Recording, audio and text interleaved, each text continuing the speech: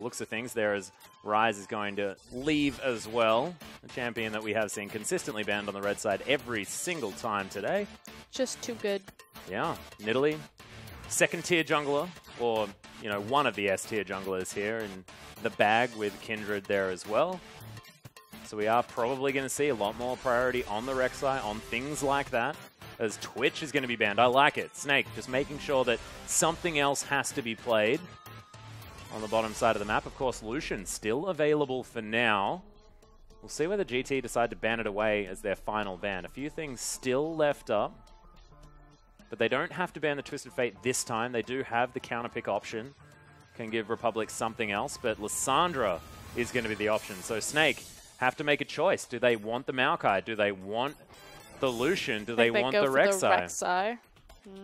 Oh, it's going to be a priority Lucian this time around. So with the Twitch being banned and the adjustment there, yeah, it's no longer on this Rek'Sai. Full steam ahead for Crystal. Well, could be Rek'Sai Maokai picked up here for Gimgoon and Wushang. In fact, Wushang already locking that one away. He looked so comfortable on it on the last game. Makes a whole lot of sense that he'd pick it up now.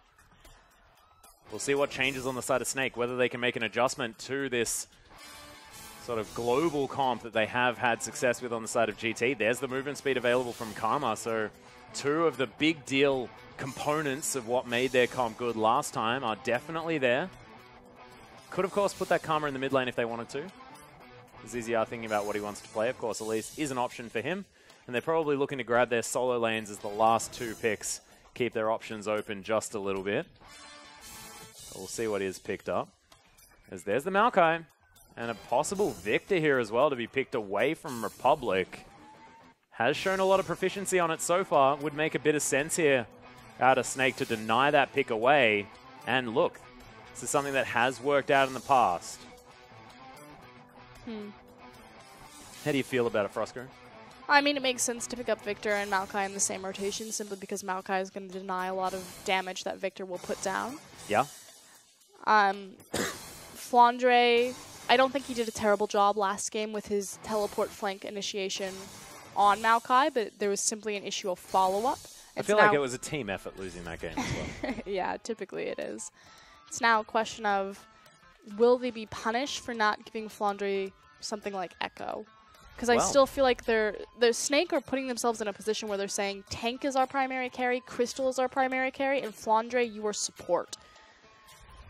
Wow, we're now looking at a possible Echo pickup, but also Pentakill heading back towards the Ezreal. Which could actually be dangerous because, you know, game number one wasn't quite offering the same amount of carry potential that his opponent was, but now up against Lucian could be a very different story.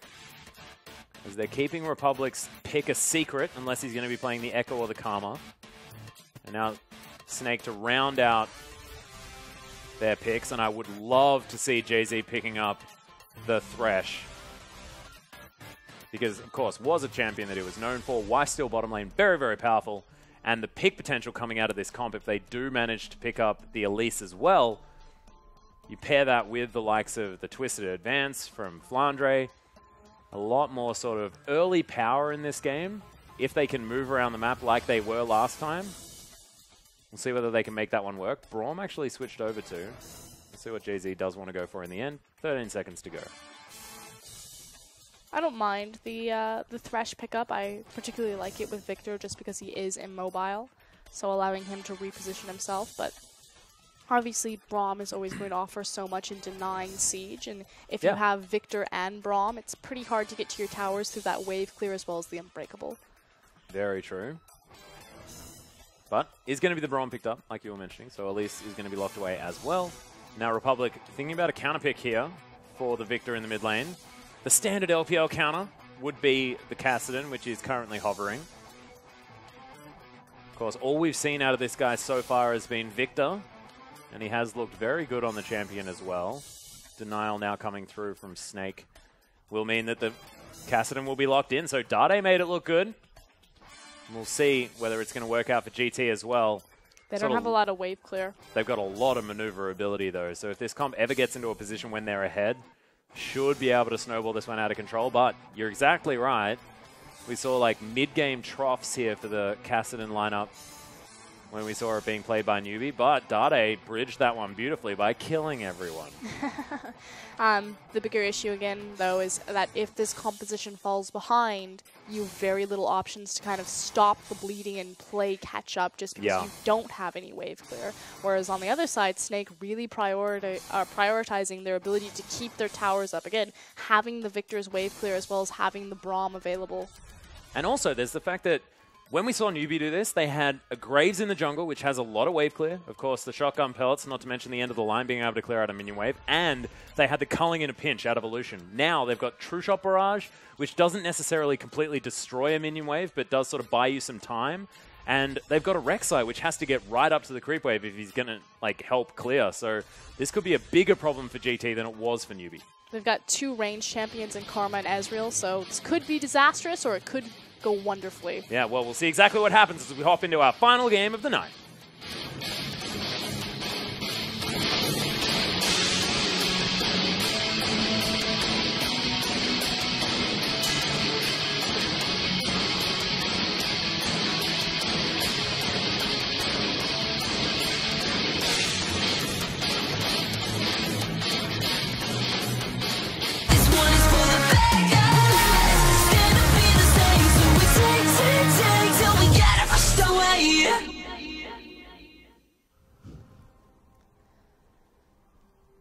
And here we are, ladies and gentlemen, onto the riff for our final match. As we see a bit of a pan, and it's all tied up. GT moving out. We'll see whether we are going to have any invade situations, anything like that.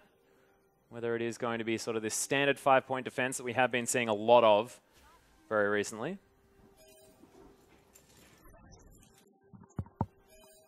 Okay, this is something that I want to talk about. So we do see the Keystone Masteries popping up on the bottom of your screen as Snake are actually setting themselves up for a 5-man invade. And it's going to be the Windspeaker's Blessing picked up by Braum. Yeah. Oh, there's the flash, actually. Flandre flashing in as well. Will he get into Twisted Advance range? I'm not sure whether he will. 2 flashes burnt out of Snake. 1 in response, and it's Pentacues. My God, already. Things are pretty explosive right now.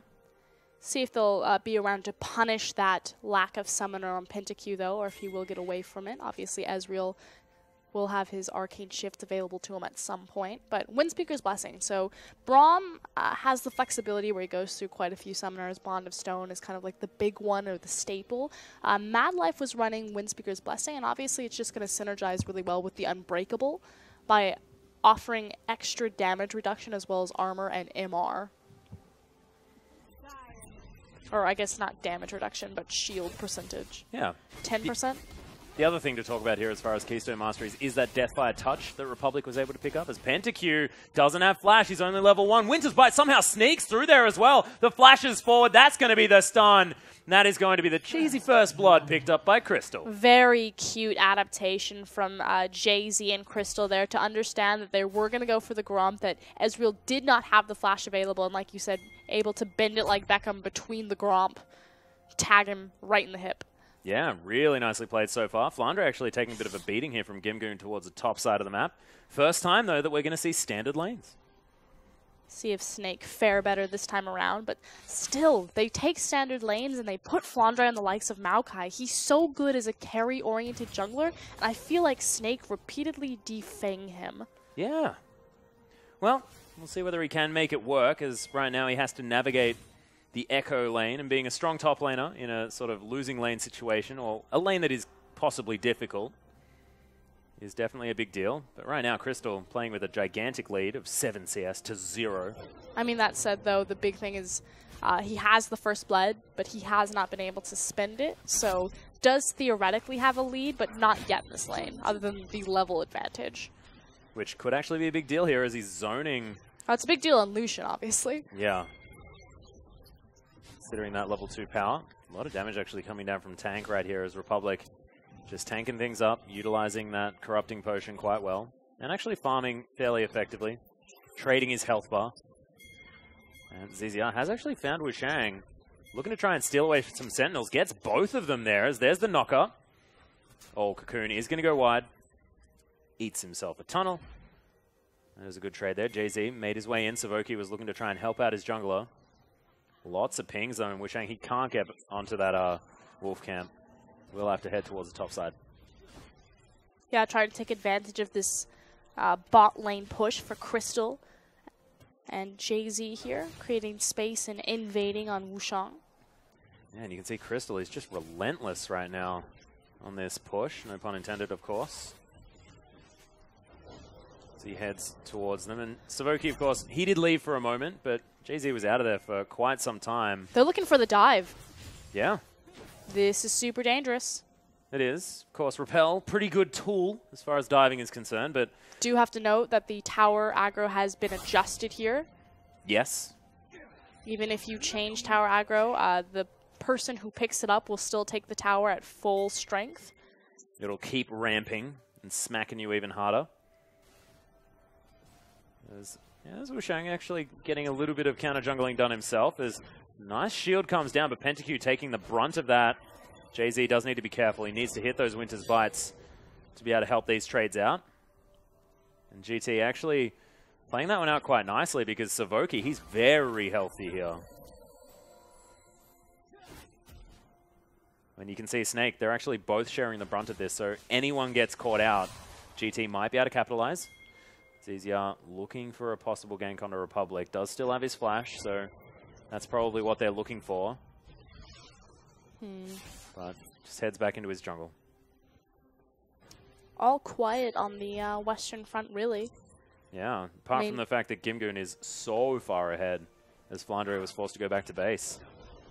I mean, that said, Maokai doesn't necessarily need gold to be super effective. Obviously, it helps. It's more so about, with this lead, will Gimgoon be able to snowball himself into absurd control and open up split push opportunity for GT? Yeah. Rather than, you know, Flandre is behind on Maokai. Well, ZZR has snuck himself into the bottom side brush here. We're going to start the back. We'll see whether he actually completes that one. Doesn't actually cancel that one out. And there's a Cocoon. PentaQ maybe caught out of position here. The exhaust goes down. Arcane shifts there. One more auto attack. And he would have been locked down, but it's not going to happen. And Snake don't find the second kill of the game onto the AD carry, but they're still looking for more.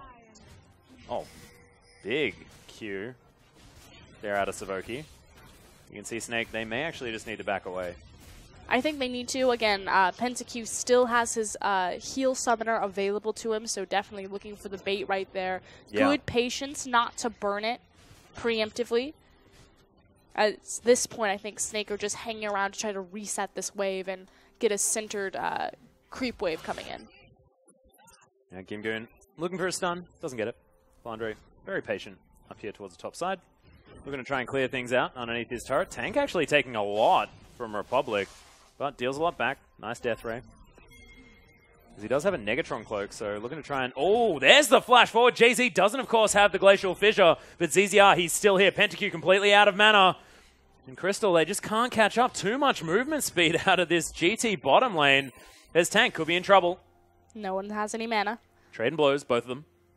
Wushang, he's going to make his way in. Doesn't have any mana either, but of course doesn't need it. Jay-Z just unfortunately not connecting with his Winter's Bite. Yeah. Burned his flash there too.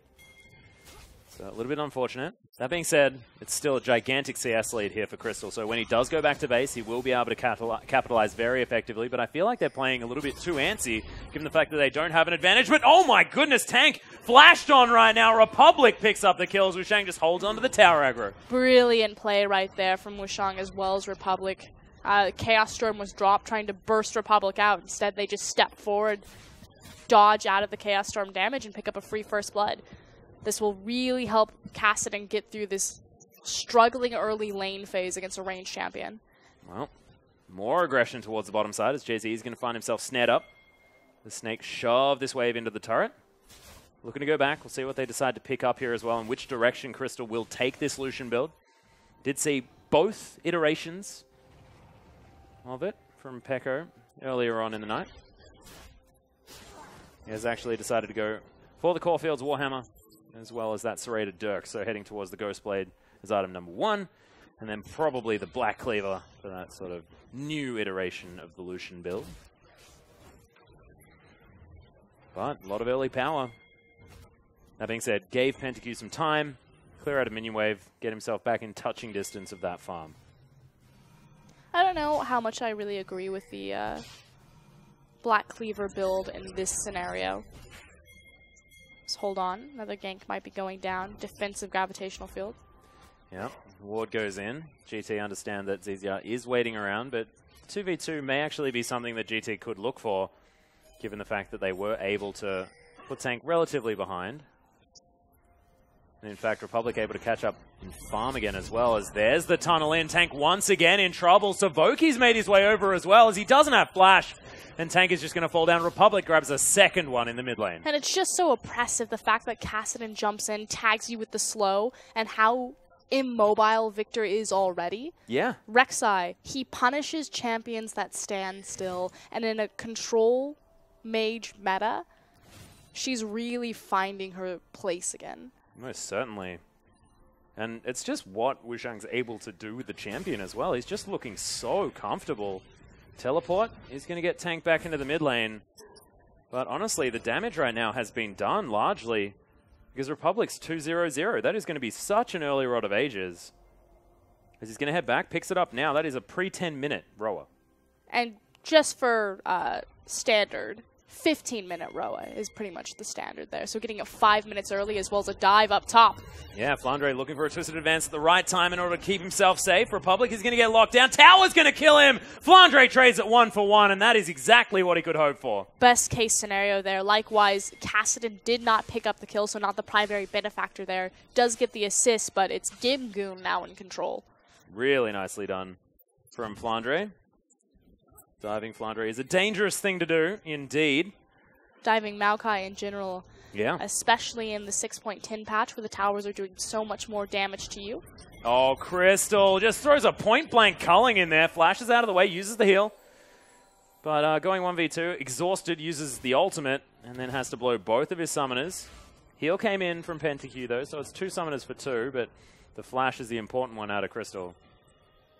And I mean, I feel like the ham might be a little bit too much now.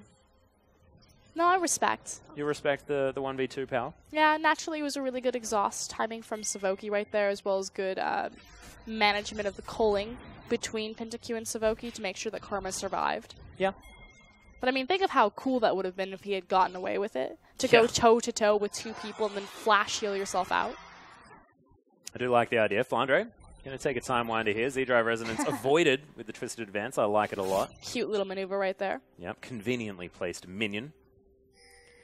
Gives it to him. Like it a lot. Does actually now have some Merc treads as well, so I'm not going to be too worried about that parallel convergence this time around.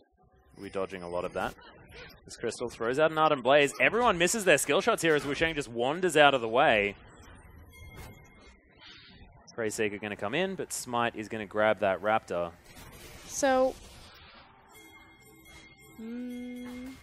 So many pings. My goodness. He's going back in. Yeah, they're trying to get it. Savoki is going to make his way around. Can speed up the Rek'Sai. Gets her out of there. Quickly touching on the bot lane itemization, because we do have the completed Ghostblade coming out of Crystal, so obviously looking for that Ghostblade into Black Cleaver build. Yeah. So good things that it does for Lucian. He's able to stack up all the Black Cleaver procs really quickly with how quickly he goes through his cooldowns. The CDR on Black Cleaver translates directly into safety for Lucian just because he gets more Relentless Pursuits out. It's a mid-game power spike, which kind of synergizes with where Lucian is naturally strong anyway. Bad things. He doesn't have any other AD damage dealers on his team, so he's shredding all of that armor for no one else. Yeah. He loses a lot of crit on this build, which impacts his late-game damage. And I just feel like because there's no one else on his team, and because of the way that these games have been going, trending later and later, I just don't think that this build is necessarily worth it in this scenario. One thing I do like about it is the fact that the big deal with an Echo, and I don't actually know whether this entirely works out, is the fact that he's so sticky. However, with the Rage passive that you do get out of the Black Cleaver, and of course the Ghostblade giving you so much movement speed, means that he might be able to save himself a little bit more effectively, whilst also being able to potentially shred the Echo using his tank busting ability. I mean, it's pretty much entirely for Rek'Sai and Gimgoon. Yeah. which is theoretically what Crystal needs to be fighting in this comp at the same time. One thing that we need to talk about is the fact that GT's comp is very short range, apart from, you know, the Karma and PentaQ there on the Ezreal. So Lucian might actually get some freedom in a lot of these fights at the same time. Oh, there's Twisted Advance trying to create some distance there for Flandre, but 3 friends is going to mean that he's going to fall down in between turrets, and GT just feeding on the tree. When we talked about this composition has such a potential to snowball and run away with games. They can never fall behind because they don't have the wave clear to just stall out a game back towards power spikes in their itemization, and very quickly starting to run away with this. They now have even towers, although so much more pressure in between their mid and top lanes, which means that Wushang has so much more space to contest CZR. Yeah, and where they needed control on this map, they have it as well. Gimgoon's ahead. JZ was looking for him, but he's doing fantastically well. 22 CS in the lead. Republic's ahead as well. 2-1 and 2 now on the scoreline. Behind in farm, but of course that is what he's likely to do given the fact that he is Kassadin.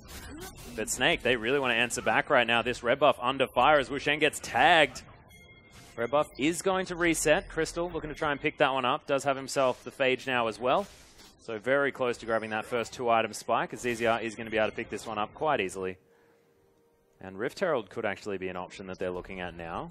Wushang now heading towards the bottom side, and oh dear, Flandre possibly in trouble one more time. Savoki making his way over, very, very quick on the Karma.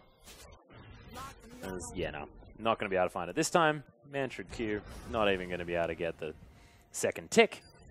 And thankfully, the tree is going to be alive. Ghostblade popped here towards the top lane. And Crystal's going to be able to help take down this turret. So turret lead now still there for Snake.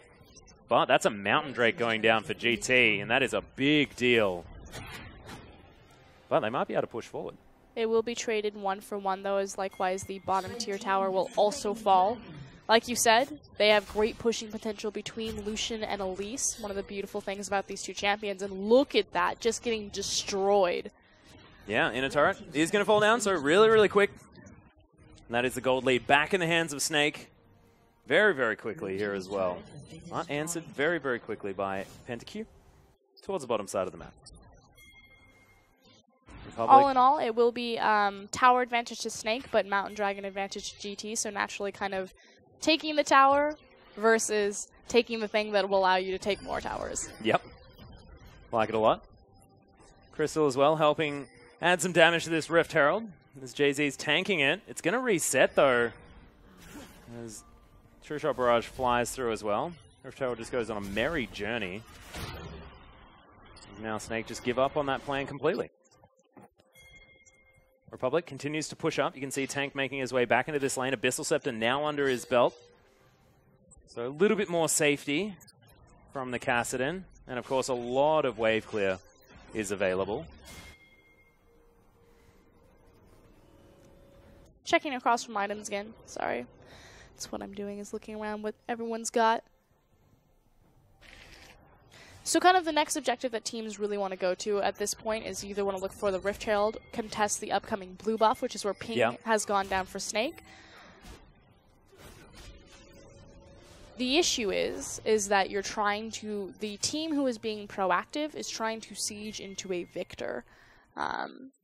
They do have dive potential, obviously having the Echo and the Rek'Sai available to them, but they don't have siege potential, even with that Mountain Drake. So they need to either catch Snake here, kill them, and then transfer this into mid-tier tower, or they need to dive and take out this Victor before doing it.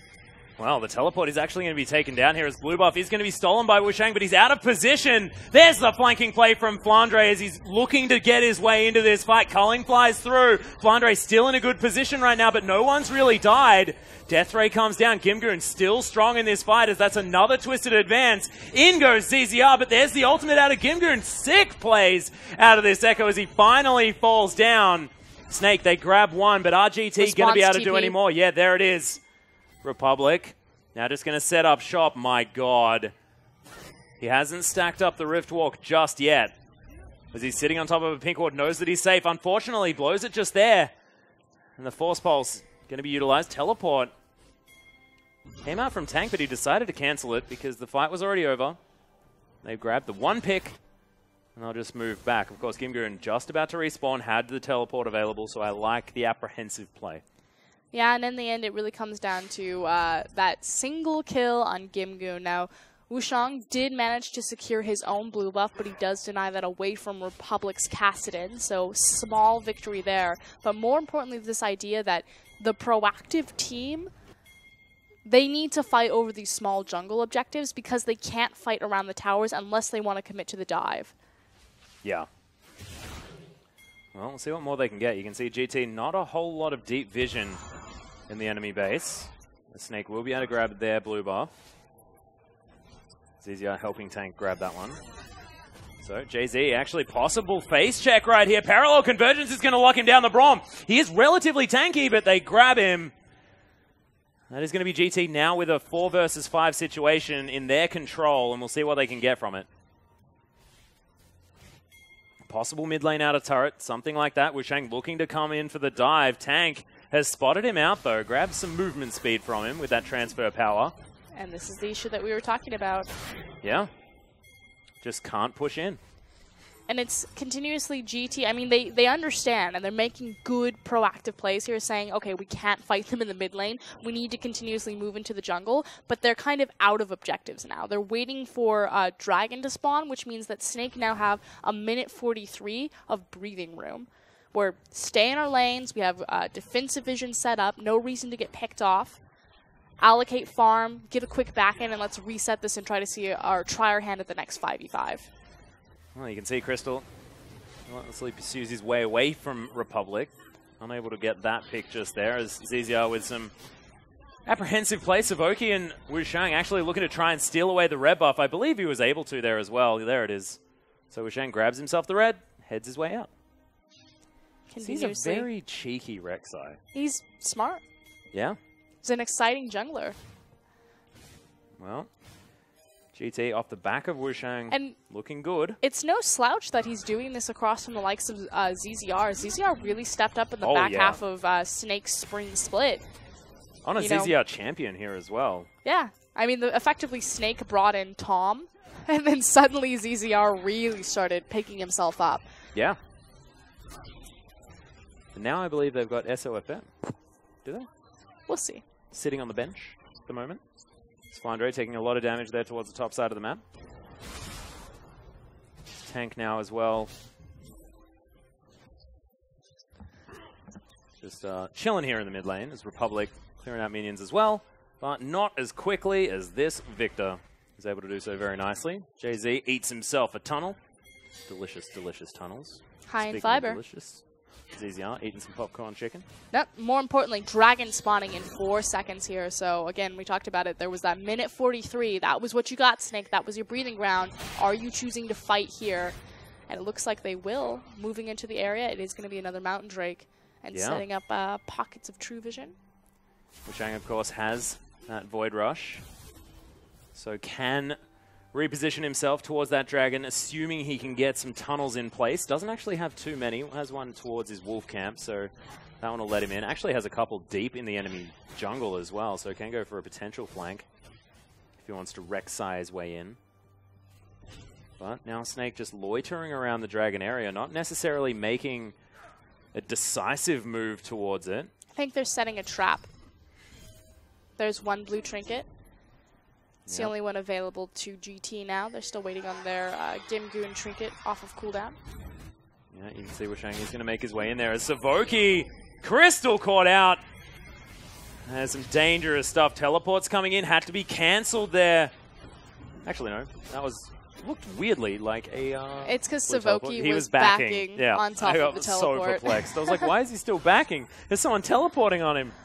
Not going to happen, but Crystal, once again, overly aggressive. Unfortunately, this time, isn't going to be able to get himself out. Tried to flash, and that is going to be Mountain Drake number 2 here for GT. And this could actually help their sieging ability, because every time they hit one of these structures or the neutral objectives, they'll do a lot more damage to it. It'll definitely compensate for their inability to do, and more importantly, it means that they can get more out of it when they finally do take down Victor. Yeah, and you can see Flandre actually getting caught out towards his Krug camp. So Snake just not necessarily looking like the controlled team that we saw in game number 1. GT now with all the momentum of the win after game number 2, just looking really, really good. Yeah, and it's really off of the back of GT's jungler. You know, we talked about how you look at this team on paper, and they pretty much, they retain Gimgoon. Like, Gimgoon is always going to be a solid, yes, this is the guy we want, phenomenal top laner. He showed that time and time again. But getting rid of, this trap. Oh, Crystal once again caught out. He's going to get snared. Wushang right on top of him, but he gets stunned up. The Winter's Bite was there, so Voki's going to grab it with her Q, and now JZ forced to flash out of the way. Tank there with a lot of upfront unloaded damage, but he's taking so much himself. Republic picks that one up. The Chaos Storm is still there. As you can see, Flandre attempting to tank, but the low health bars on GT, no one's dead. And Snake have to back away. JZ's going to fall. Gimgoon, he's going to tank the turret on his way out, and that is 3 for nothing. GT playing beautifully. They're just so sticky, and Snake can't get them off. There's nothing that they can do to reset any of this. You have Ezreal, Kassadin, Karma, Rek'Sai, and Echo. Every single one of those champions has some sort of way to augment their ability to get to a back line. Yeah. And to stay on top of you. And Crystal just can't be walking right next to Jay-Z, face-checking a brush. They knew that they had members of GT on the bottom side of the map. And that is sort of twice in a row that Crystal, unfortunately, just got eviscerated at the beginning. And again, the Mountain Dragon really coming into play. It's so important that when GT manage to get these team fights and kill, because that's the only way that they take objectives. It has to be off of the back of team fights, which thank God we're in a team fighting meta, because the priority of coming to these monster objectives. Because otherwise, Snake would just infinitely get to sit here and just keep everything up. They have the Unbreakable, they have the Culling, they have the Victor Laser. But Mountain Dragon, 20% bonus damage to these structures means that they get so much more done and are so much more effective off of the back of these team fights. Real big deal. However, it is only 2,000 gold, not even, 1,200 gold, also the lead for GT. So despite the fact that they have been able to pick up 3 times the kills, still unable to really create any meaningful lead in this game. We'll see whether Snake can get themselves together, find these picks that they are able to do. But a lot of that is in farm discrepancies, particularly between the mid and the 80 carries. So Crystal, 217 to 192. Tank, 256 to 227. But that discrepancy is pretty much entirely compensated for just the kill advantage that Kassadin has in respect to mid versus mid. Yeah. And right now, Flandre fighting Republic. Not too worried. Sat Magic actually helping him out a lot here, as both of these champions benefit from the amount of spells used, which is sort of cute. Cute interaction. Yeah, Cocoon going to come down as Wushang actually taking a lot of damage from ZZR here. He's going to try and run away as the rest of Snake are making their way in, but Rek'Sai just looks relatively immune to damage, especially of the magic variety with the Merc Treads and the Spirit Visage completed. And he just shrugs it off and wanders away. Double locket. Yeah. What does it mean? Means that you cover it with more space. We'll see whether Jay-Z decides to turn it into a banner command instead. Looks like he's not, as that is a Ruby Crystal sitting in there as well. So I'm going to have double the shields, which is a good thing. Not going to have double the auras, but if they split up in these team fights, keeping it on everyone. Legion passive, big deal. And once again, Crystal going aggressive. Gimgoon taking a bit of damage there. Just the Ghost Blade popped. Nice Unbreakable there from Jay-Z. Makes sure that no extra vision is gained from the True Shot Barrage. Crystal really has been very aggressive this series. Oh yeah, he's keen bean. Ooh, Infernal Drake. So, very sort of all-powerful coveted Drakes coming up this game. Yeah, probably the 2 most wanted dragons. Which is sort of important here for GT as well. Is suiting them, because that is where they want to be fighting. And if they manage to get these dragons that are so important, it means that, you know, if a Cloud Drake had have come up, for instance, like, Snake sort of say, all right, well, I guess we're happy to sort of give this one up. Not as much of a big deal, but when it's these ones that are really going to help GT carry themselves towards a late game where they will be able to start a fight that they can win and then take down the structures, it's going to be a big move. It's 1 a.m., so I'm going to ask you to do this math for me. Okay. Okay, this dragon is going to... It's not a really good reason to make me do math, but yeah. Is going to come online at around like 29:10. So just after 29 minutes. Yeah. Okay. Elder Drake spawns at 35. if they immediately take it, are they just literally 19 seconds off of missing the possibility of trying to get triple Mountain Dragon because the Elder Drake will be the next dragon that spawns, or will they sneak in one more dragon? I think no matter what, there will be one more dragon if they take it. So I think that the Elder Dragon only spawns if you kill a dragon after 35 minutes. Okay. I think. But we will be able to figure this one out. It's so tricky when you read it. It took me the longest time to try to figure out, does it mean that there's only 3 of one type of elemental dragon in a game, or that there's only 3 elemental types of dragons in a game? I'm pretty sure there's 4. Oh my goodness. What about the 5th one? Where's the Heart Dragon? Who writes it like that? I don't know, but we can't make Captain Planet because there's one dragon missing. Heart. Water. Earth. Yep. No? Okay. No, I was definitely an Earth fan. Kwame was my I was ready favorite. to sing, and you just... We're the Planeteer. You can be one too. Because derailing a shoutcasting experience is the thing to do. Thank you very much, Frosterin. And Tank now taking down a Raptor camp. The rest of GT pushing up the mid lane. The Dragon has now spawned, but Snake gave up their positional advantage that they had around the area. And GT are now moving through. Tremor Sense helping out a lot as Wushang is positioning himself really, really well to make use of it. But they're standing on a ward. Lots of wards around for Snake there as well as Gimgoon with the teleport available, of course. Double TP available for both teams. It's going to be very important. And Flandre is waiting for the flank. He wants to get himself in there. They want to start a fight. And that gold lead has not changed in this entire game. Oh, flaking TP. Yeah, Gimgoon looking for it. Crystal once again just going to get deleted. Everyone jumps on top of him. Gimgoon is going to be the one that grabs this as PentaQ is going to sap a lot of the health out of Flandre, and he can't get to his team. Gimgoon just being too much of a threat in the backline, and they can't stun him up. They can't lock him down. Flandre, he's going to die eventually. I have a feeling Wushang is going to lock him down, and they haven't stopped. Look at this. It's like a freight train running through the Snake base. Jay-Z's going to fall. ZZR the last one alive. And GT, what is this comp? It is working beautifully. And we talked about this, how they cannot siege against the likes of Braum and Victor, so every single objective advantage on the map has to be taken after team fights. Yes, you're absolutely right. It is a freight train. This is such a sticky team comp.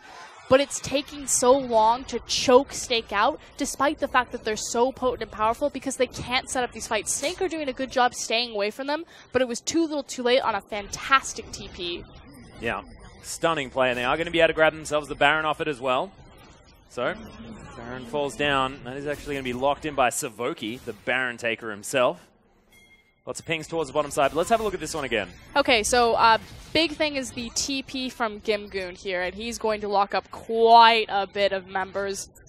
Yeah, that's just disgusting. It's a bounce house castle, immediately followed up by all the CC, and effectively Snake are running for their lives, which means that they're not doing any damage that they need to be. Flandre lasts forever. Yeah. But it doesn't mean anything because there's no follow-up. And like you said, freight train, sticky, dive potential. They don't care anything about this tower. They just need to kill everyone so they can take the objective that they want. It's never going to be shove them off and then immediately try to go for the tower. Too much wave clear. Exactly right, and that is going to be the 3rd dragon that they picked up as well. Double Mountain and an Infernal now there for GT. And when they've got sort of these scaling champions, a 5-item Kassadin. I mean, that's a, what, 8% scaling buff on 32 minutes, so you're effectively 3 items for pretty much every single champion, 4 items if you're Kassadin. Yeah. That's massive. Yeah, big deal. You know, free needlessly large rod. Although, they do have an It's Ezreal less. who doesn't really care as much about flat AD because he likes to build Iceborne Gauntlets, so you're not going to have as much of like a flat statistic of AD, especially considering the fact that he went for the Blade of the Ruined King, which is a lot more sort of on-hit based. So, still good, definitely. Normally I'd try to do the math, but I'm just like... Yeah, let's not worry about it. Yeah. Just say it's theoretically not as good. There's decent Q for damage, and the Baron buff now trying to be weathered here from Crystal. Does have his Phantom Dancer, so dual potential, definitely right up there. This Tank wave clearing towards the top side. Republic, we'll see whether he decides to go for a dive, because Tank just took 1 trillion damage. This is so much more important, though, the fact that they have the sieging tank minion. Oh my god, Tank! Just going to get Rift Walked on the exhaust. Not enough at all. The stun comes in. We'll see whether Crystal can get the work done. But Republic's looking to try and take him down as well. Has his cooldowns back up. There is nothing Crystal can do. And GT, the split push working wonders. It's the the Baroned up tank minion as they're looking for the dive now. Yeah, Wushang actually right underneath this turret. ZZL locked up for a very, very long time as Gimgoon down to about half health, but he's so tanky. JZ in so much trouble as Crystal kiting this one around. He went back to base, but it's just not enough. They break through the turret. Blandre, he's soaking a lot of damage, but it doesn't matter because the rest of Snake can't do anything about it. In goes Republic. My God, just ripping through the jungler. The Cassidon's working fantastically. Republic's played the last 2 games so well. The entire squad has. If you told me that Pentacute Republic would be on a team that takes down Snake eSports, I would have laughed at you in spring. But this is a phenomenal I would have laughed at you this morning. showing from GT, as it looks like they're going to close out Snake in a 2-1 victory. Yeah, the Nexus is going to fall down. Snake, nothing they could do that game. It was just proactive play and better play, honestly, out of this GT squad. And welcome to the LPL. It seems like you mix EPA and M3, you come up with a victory. Like, no problem at all. But I just want to emphasize this. EPA weren't winning. Like, yes, Gimgoon has always been good, but they were pretty much losing they won 2 games. They won 2 games over the course of the LPL. And they traded out their bottom lane, JZ, who's now the support for Snake, as well as their AD carry. They got a different one. They got Moon and Soul, and suddenly they started to win everything. But it was through the promotion tournament. You literally take away probably the best thing to happen to them over the course of spring. You replace it with Masters 3's questionable bottom lane and Savoki and Pentacute, and somehow it creates magic? Who would have expected that? Like, Pentacute, I mean, not all-star performance, but really solid. He wasn't a liability to his team. Republic stepped up huge. Probably one of the weakest mid laners in the LPL. Looked phenomenal, and he played more than one champion. He wasn't just entirely dependent on Corki. He was able to pick up the Victor, and when that was finally denied away from him, he took the counter matchup in Cassidon and went massive. Yeah, and also the fact that he has the flexibility here as well. Republic is a guy that we've always questioned based on the fact that he has this sort of relatively, I guess, linear champion pool where he just picks a certain amount of champions and then goes for it. But that was a counter matchup that he decided to go into. Played it expertly. And Wushang's just like, he seems to be the glue here. Yeah, this new guy that's come in, I mean, of course, Crisis not playing in game number 1. And I have a feeling we're not going to see him. Because, man, like, Wushang just looked so good. Well, he's also a mid-sub. Oh, theoretically, right? Theoretically, yes. Yeah, because he was playing jungle, I'm pretty sure. Wushang looked great. Yes. The Rek'Sai pick is kind of the question mark now is, you know, can he play anything other than Rek'Sai? The fact that Rek'Sai is being a priority pick for so many LPL teams in the context and the condition that Nidalee and Kindred are banned, so people moving away from the Graves, moving away from the least prioritized control, which again, makes sense. We had nerfs to the trinkets, so nerfs to the general vision game, as well as higher priority around objectives and Fog of War, makes Rek'Sai stronger just because of her trimmer sense. And I also think that the ultimate is so incredibly powerful as well. We saw Wushang actually utilizing that so effectively. ZZL was doing the same thing, where you can have Rek'Sai in a side lane, taking care of a minion wave, and then just ult to any of these objectives that have been so much higher priority and always be there at the right time. Not to mention the fact that, you know, you get chunked out and then you're sort of forced out of a fight. Smite not going to be there at that particular battle. Just get yourself right back in there with that Void Rush. So really, really nice to see her being brought back in, and for the right reasons as well. As we have a look at exactly what happened today. EDG versus Newbie. It was EDG taking it in 3 games. As Newbie were able to answer back. Cassidon, of course, 100% win rate today. As Snake then just fell down to Game Talents, just grabbing that momentum for the Game 2 win and turning it into a victory.